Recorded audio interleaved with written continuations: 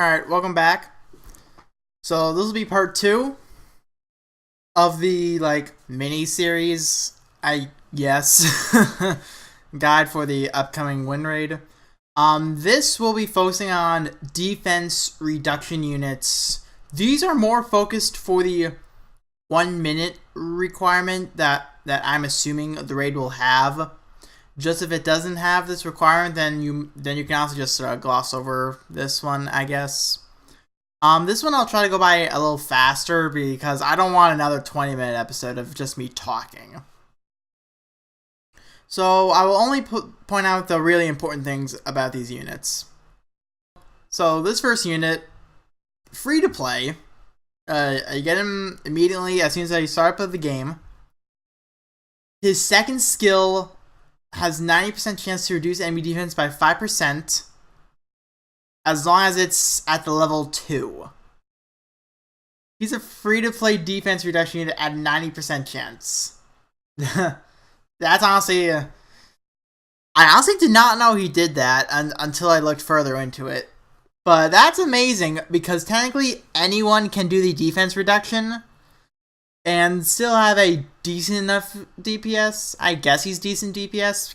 He's got 278, but sadly not that high of skill damaging moves. His best one is his second one, and out of the way, it's only like 600. It's still good, but it's not like 700, 800, or even 900%. The first one is alright. You would use that every now and then just for more damage.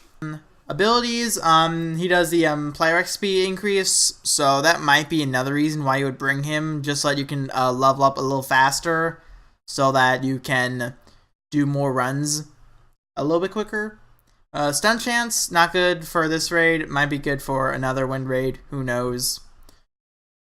And the first ability is very interesting. He increases his strength after every shapeshift. That will really only come to effect when you actually use him as a DPS option. Other than that, you really won't use him for DPS. You just use him for the defense reduction. But he actually has a pretty good amount of HP, so we can take a decent hit at least. And the co-ability is very interesting because, well, I will cover whether or not you really need it in another video. It will probably also be part 4 or 3 I will cover it in.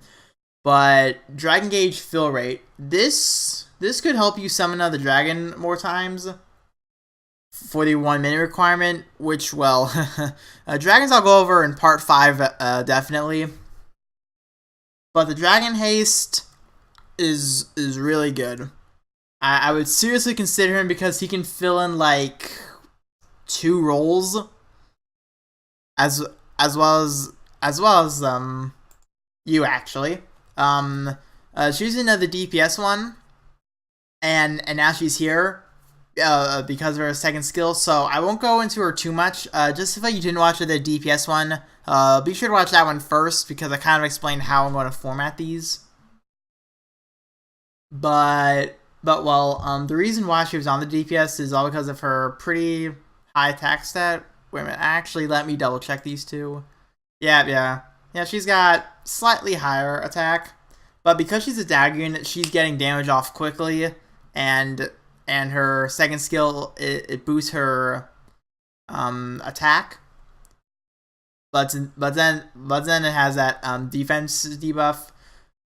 However, she does have a lower chance when her first ability procs than the main character. So that would be a reason why you would use him. She does get 100% sleep resist, which is very nice, and increased damage in break state. The one thing about break state that I forgot to mention when I was talking about her in the DPS video is that when they're in the break state, you better be getting off damage quickly because they're not in the break state for long. So there's that. But then she increases a crit rate. That's still very nice, especially because on her first skill she does like 11 hits. She can get a bunch of crits off, and still do a very good bit of damage. and she's also an HP tank, so she can take a good couple hits before she goes down. But you can play her right very well because she can roll out of her combos very easily. And this next one is a 3-star unit. Don't underestimate the 3-star units. Be sure to look at every unit. This one is Renelle. Sadly, she doesn't have that much attack, but she actually has a good bit of HP. A very good bit of HP. So she can most definitely take a hit. First skill, not that much damage. Second skill, also not that much damage. So she's not meant to deal damage at all. But on her second skill, when it reaches level 2, 30% chance to reduce enemy defense by 5% for 10 seconds. Honestly, she's more of a last resort option in my opinion. But at least it's an option nonetheless.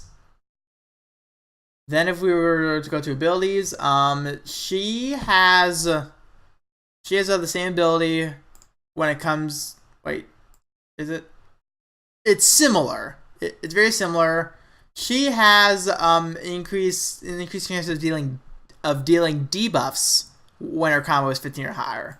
She increases her crit when combo count is 15 or higher. So she could potentially become a crit machine. Then in total, her curse resist is 75%, and her co-ability is also crit. So how I see it is that she is a much lesser version of Ezreal.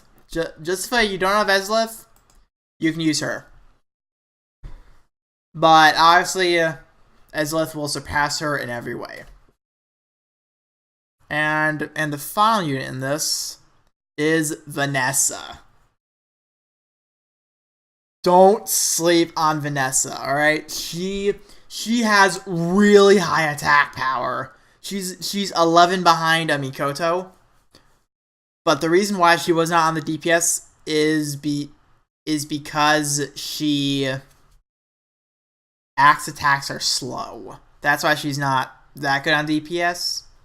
But she's also got decent skills too. 570% on her first skill when it's maxed out.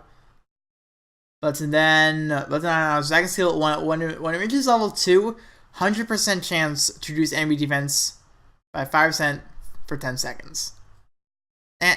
And it's also almost 500%, so she's dishing out damage. She would honestly be like second or third in my opinion. Just if you wanted a little bit more of a damage roll, definitely use her.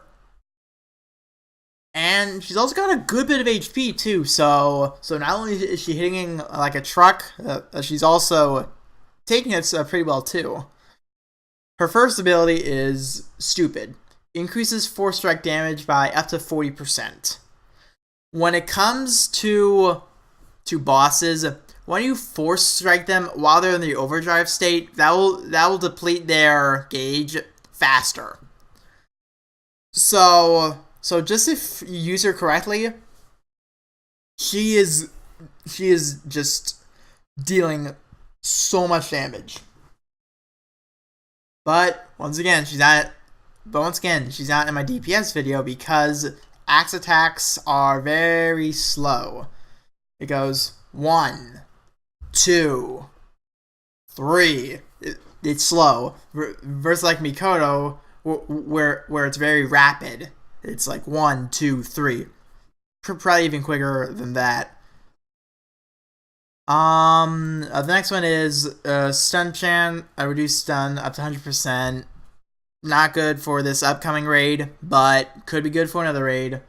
And the last ability is increases strength by 30% for 15 seconds when HP drops to 30%.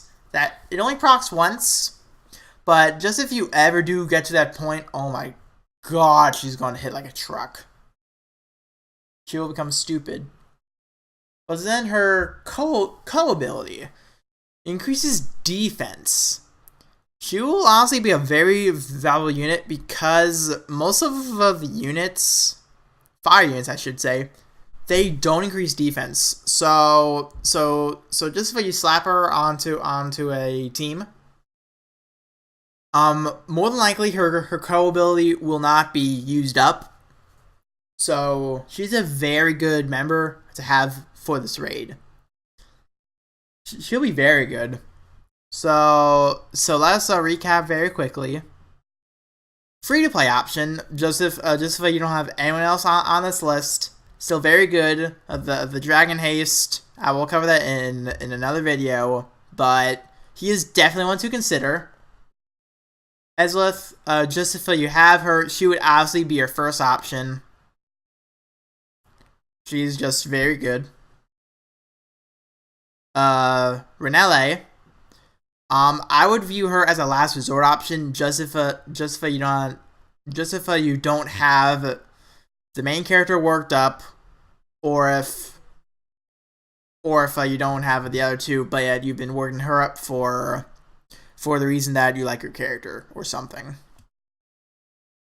And she is a very good option, just if you also want to focus on damage.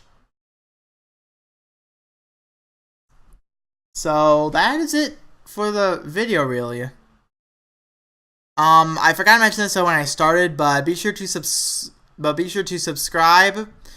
Just if you want more content like this, because I will be posting a couple other videos very shortly in the coming days. And I'll also stay on top of the raid. Drop a like just if you enjoyed it. Be sure to share it out to people who are having trouble with making these type of teams, because I will try to cover all of the roles that a 1 minute requirement team should have.